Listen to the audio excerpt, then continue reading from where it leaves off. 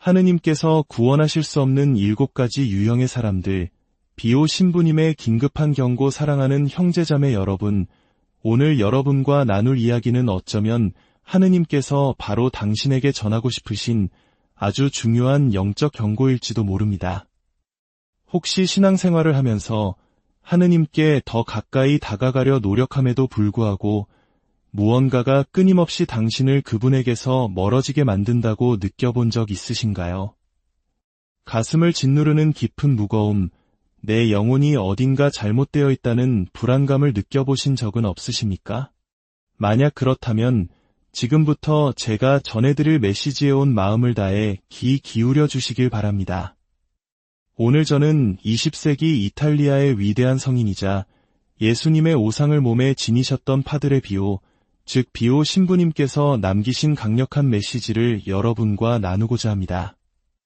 이는 영적으로 심각한 위험에 처한 7부류의 사람들에 대한 이야기이며 극소수의 사람들만이 알고 있는 내용입니다. 비오 신부님께서는 수많은 영혼들이 자신도 모르는 사이에 영적인 덫에 걸려 넘어지는 것을 보시며 눈물로 밤을 지새우셨습니다. 그분의 마음은 우리를 향한 사랑과 연민으로 가득 차 있었습니다.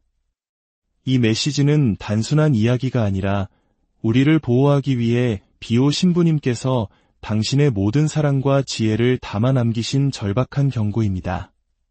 어쩌면 이 경고가 당신의 삶을 변화시킬 뿐만 아니라 당신이 가장 사랑하는 이들의 영혼을 구할 수도 있을 것입니다.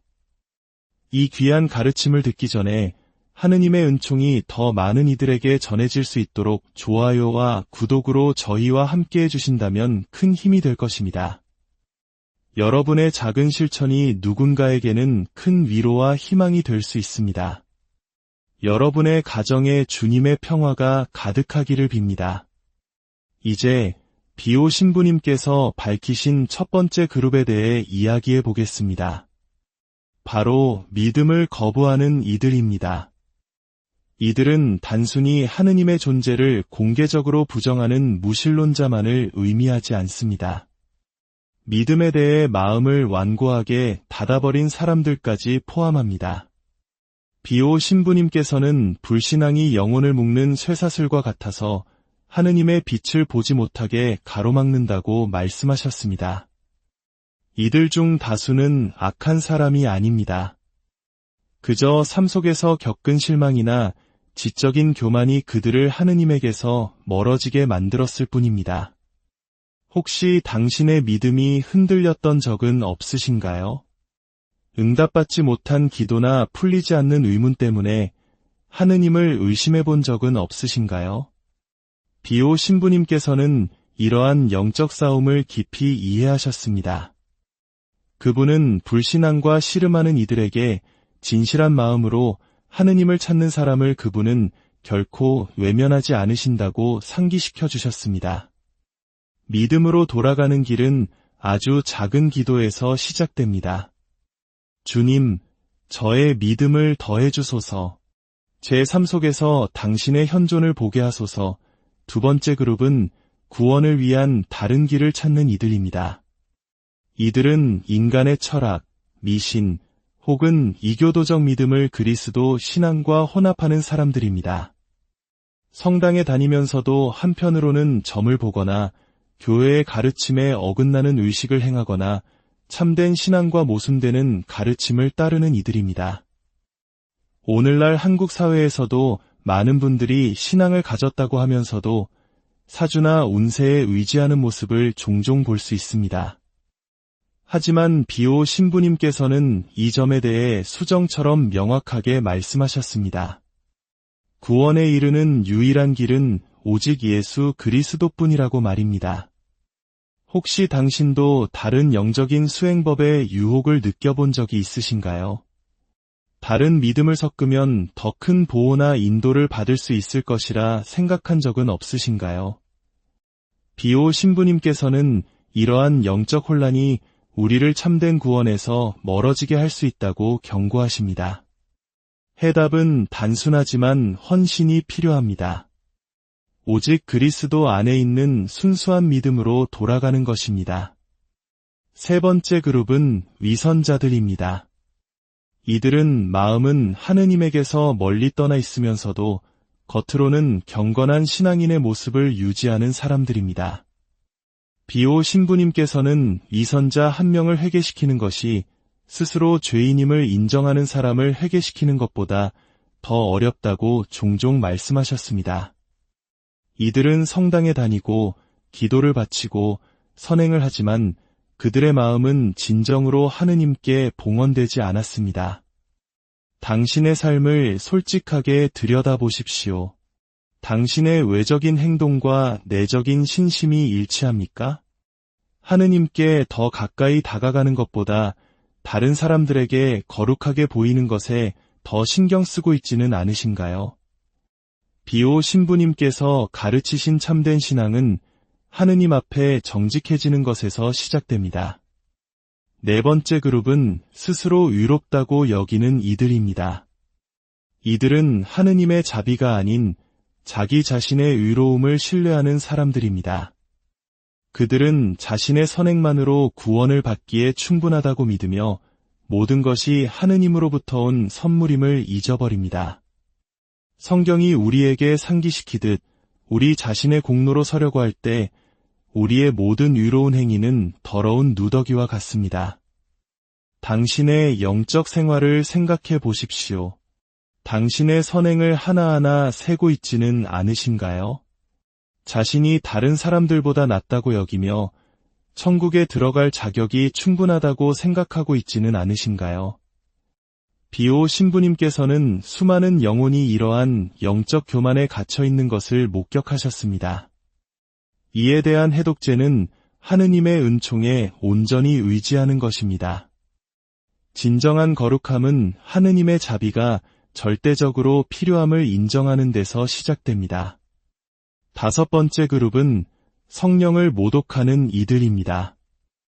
이들은 성령의 역사를 의도적으로 거부하거나 모욕하는 사람들을 포함합니다. 이것은 단순히 부적절한 언어를 사용하는 것에 관한 문제가 아닙니다. 하느님의 은총에 맞서 스스로를 완고하게 만드는 마음의 태도에 관한 것입니다. 비오 신부님께서는 이것이 가장 위험한 영적 상태 중 하나라고 보셨습니다. 왜냐하면 그것은 영적 생명의 원천 자체에 직접적으로 반대하기 때문입니다. 성령을 모독하는 죄는 여러 형태로 나타납니다. 하느님의 일을 악의 힘에 의한 것이라고 말하거나 명백한 진리를 고의로 반대하거나 하느님의 자비를 끈질기게 거부하는 것 등이 해당됩니다. 여기서 위험한 점은 하느님께서 이 죄를 용서하지 않으시기 때문이 아니라 이러한 태도가 그 사람으로 하여금 용서를 구하는 것 자체를 극도로 어렵게 만들기 때문입니다. 혹시 당신의 삶에서 하느님의 일하심에 저항하고 있는 자신을 발견한 적이 있으신가요? 비오 신부님께서는 당신의 마음을 주에 깊게 살피라고 촉구하실 것입니다. 여섯 번째 그룹은 배교자들입니다. 배교는 믿음을 알고 난 후에 그것을 저버리는 사람들을 가리킵니다. 이것은 순간적인 의심이나 영적 싸움에 관한 것이 아니라 진리로부터 의도적으로 돌아서는 것을 의미합니다. 비오 신부님께서는 이를 특히 비극적으로 여기셨습니다. 왜냐하면 이 영혼들은 하느님의 선하심을 맛보았음에도 불구하고 떠나기를 선택했기 때문입니다. 한때는 뜨거운 믿음을 가졌지만 응답받지 못한 기도에 대한 실망, 신앙 위에 인간의 이성을 두는 지적 교만, 세상의 쾌락에 대한 유혹, 혹은 신앙의 회의적인 주변 사람들의 영향으로 믿음을 떠나는 경우가 많습니다. 또한 성직자나 신자들에게 받은 상처 때문에 교회를 떠나기도 합니다. 혹시 당신의 믿음이 시간이 지남에 따라 약해지고 있음을 느끼십니까? 예전보다 기도나 영적인 활동에 덜 참여하고 있지는 않으신가요? 이것들은 영적인 표류의 경고 신호일 수 있습니다. 비오 신부님께서는 배교가 종종 작은 타협에서 시작된다고 강조하셨습니다. 기도 시간을 놓치고 영적 독서를 게을리하고 영적 성장보다 세속적인 오락을 선택하는 것과 같은 작은 것들 말입니다. 마지막 7번째 그룹은 그리스도 없이 죽음을 맞이하는 이들입니다. 이것은 궁극적인 영적 비극을 나타냅니다. 비오 신부님께서는 하느님의 자비를 받아들이지 않고 영원을 마주할 위험에 처한 영혼들을 위해 수많은 밤을 기도로 보내셨습니다. 이 그룹에는 그리스도를 전혀 알지 못했던 사람들뿐만 아니라 나중에 시간이 있을 것이라 생각하며 회개를 계속 미루었던 사람들도 포함됩니다. 비오 신부님께서는 회개의 시급성을 강조하셨습니다. 내일은 우리에게 보장되지 않았으며 그리스도를 선택할 시간은 바로 지금이라고 말입니다. 그분은 언젠가 하느님께 돌아가려 했지만 시간을 다 써버린 수많은 영혼을 목격하셨습니다. 영적인 삶은 노년이나 질병이 닥칠 때까지 미룰 수 있는 것이 아닙니다. 즉각적인 관심이 필요합니다. 혹시 당신은 신앙에 대한 중요한 결정을 미루고 있지는 않으신가요? 나중에 하며 하느님께 온전히 헌신할 더 편리한 시간을 기다리고 있지는 않으신가요? 오늘 받을 수 있는 은총이 내일은 없을지도 모릅니다. 하지만 이 모든 경고 속에서도 희망은 남아 있습니다. 비오 신부님께서 이 경고들을 나누셨다는 사실 자체가 모든 영혼이 구원의 길을 찾기를 바라시는 하느님의 열망을 보여줍니다. 이 경고는 우리를 절망에 빠뜨리기 위함이 아니라 긍정적인 변화를 향해 나아가도록 동기를 부여하기 위한 것입니다. 비오 신부님의 삶 전체는 영혼들이 이러한 영적 함정을 피하도록 돕는 데 헌신되었습니다. 그분의 오상, 영혼을 읽는 은사, 그리고 고해소에서 보낸 긴 시간들은 모두 사람들을 하느님께로 다시 인도한다는 단 하나의 목표를 향해 있었습니다. 오늘 정직하게 자신을 성찰하는 시간을 가지십시오. 이 경고들 중 어떤 것이 당신의 현재 영적 상태와 가장 크게 공명합니까? 그리고 행동으로 옮기십시오. 기도로 돌아가고 필요하다면 용서를 구하고 온 마음을 다해 그리스도를 따르기로 결심하십시오. 비오 신부님께서 자주 말씀하셨듯이 천국으로 가는 가장 짧은 길은 하느님의 자비에 온전히 신뢰하는 길입니다.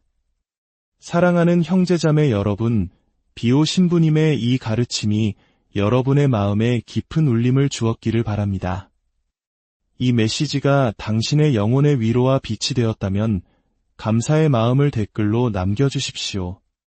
여러분의 작은 감사의 표현이 더 많은 이들에게 이 소중한 가르침이 전해지는데 큰 힘이 됩니다. 이 경고들은 우리를 향한 하느님의 절박한 사랑의 외침입니다. 너무 늦기 전에 우리의 삶을 점검하고 필요한 변화를 이루도록 우리를 초대하는 부르심입니다. 당신이 사랑하는 이들 중에 이 메시지가 꼭 필요한 사람이 있다면 그들과 이 영상을 나누어 주십시오.